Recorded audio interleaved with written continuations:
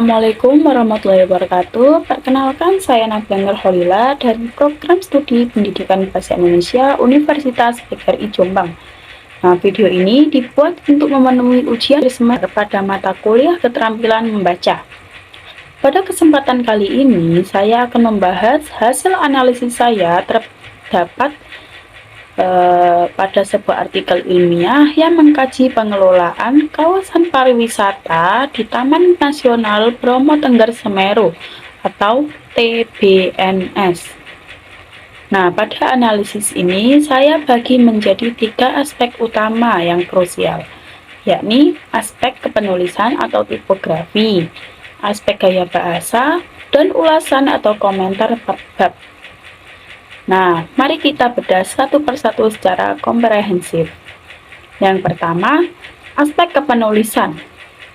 Teman-teman sekalian, aspek pertama yang saya cermati yakni aspek kepenulisan. Dalam sebuah karya ilmiah, ketelitian ejaan adalah cerminan dari profesionalitas peneliti. Namun, pada artikel ini, saya masih menemukan beberapa kesalahan ketik atau typo yang cukup mengganggu aliran pada pembaca. Sebagai contoh, pada bab 4.1 terhadap kata atara yang seharusnya antara, kata ang yang seharusnya yang, serta kata cenderung dan kegiatan. Tidak hanya itu, kata ejaan pembangunan dan bangun juga mengalami dislokasi huruf, yang dimana seharusnya adalah pembangunan dan dibangun. Lalu bergeser ke bab 4.6 dan bab 5. Kita juga melihat kesalahan kepenulisan balai besar yang seharusnya balai besar, serta kata pariwiyata dan kawan yang mengabaikan huruf S. Yang terakhir, terdapat pemborosan kata atau redundasi pada kalimat sebagaimana yang dikemukakan. Hal-hal kecil seperti ini tentu menjadi catatan penting agar dalam publikasi selanjutnya, proses penyuntingan atau kepenulisan bisa dilakukan secara lebih ketat lagi. Yang kedua, gaya bahasa. Meskipun terdapat beberapa catatan pada aspek ejaan, artikel ini memiliki kekuatan yang luar biasa pada gaya bahasanya. Yang pertama, sebagian besar paragraf dalam teks ini dirancang dengan pola deduktif, yang artinya ide pokok diletakkan secara tegas di awal kalimat, lalu diikuti oleh kalimat-kalimat penjelas yang sistematis. Hal inilah yang membuat tulisan ini terasa nyaman saat dibaca dan alur berpikir penulis sangat mudah untuk dipahami. Kedua, gaya bahasanya yang bersifat lugas dan denotatif. Penulis langsung menyampaikan informasi ilmiah secara objektif tanpa menggunakan kata yang bermakna ganda. Sebagai contoh kalimat, pengembangan dan pemanfaatan jasa lingkungan dan pariwisata alam, khususnya DTW, Gunung Bromo menjadi salah satu fungsi yang harus dilaksanakan oleh TNBTS. Nah, kalimat ini sangat efektif dan padat informasi. Yang ketiga, artikel ini sangat kaya akan istilah teknis. Kita bisa merasakan kentalnya jargon administrasi publik seperti zonasi, nomenklatur, eselon, hingga simplifikasi. Bersanding harmonis dengan istilah konservasi seperti flora, fauna, endemik, hingga ekologis. Penggunaan jargon ini sangat tepat sekali karena berhasil memperkuat bobot ilmiah dari artikel yang ditulis.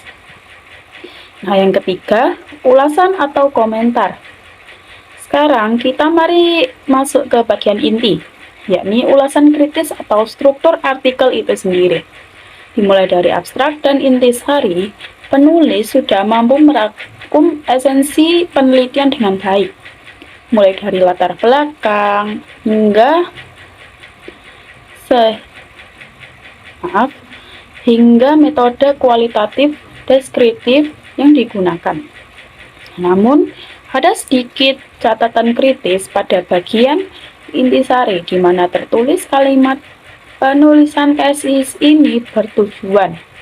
Karena teks ini sudah diterbitkan di jurnal ilmiah, kata tesis sebaiknya disesuaikan menjadi artikel atau penelitian agar tidak membingungkan pembaca mengenai format publikasinya.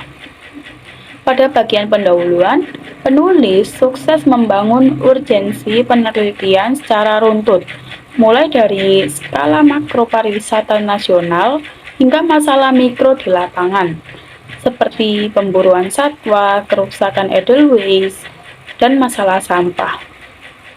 Kehadiran data tabel statistik kunjungan juga memperkuat argumen penulis secara nyata. Lalu masuk ke bagian teori dan metode. Penyajiannya sangat terstruktur. Penulis menggunakan landasan teori 7 fungsi administrasi Potscroft dari Guelki, serta secara transparan memaparkan teknik pengujian kebahasaan dan menggunakan triangulasi sumber. Lalu pada bagian hasil dan pembahasan adalah kekuatan utama dari artikel ini. Penulis membedah pengelolaan TNBTS secara rapi ke dalam 7 subbab berdasarkan elemen Potscroft. Menariknya, teori ini langsung dikontekstualisasikan dengan dilema real di lapangan, secara masalah, masterings, dan pensiunnya pegawai. Terakhir, pada bagian kesimpulan, penulis secara lugas menjawab tujuan penelitian dan memberikan rekomendasi solutif mengenai pentingnya kolaborasi antar pemangku kepentingan atau stakeholders. Dari hasil analisis ini, kita dapat belajar bahwa sebuah karya ilmiah yang kuat secara metodologi dan penyajian data akan menjadi jauh lebih sempurna jika didukung oleh ketelitian ejaan yang tinggi. Kemampuan membaca yang kritis sangat kita butuhkan untuk memetakan kelebihan dan kekurangan tersebut.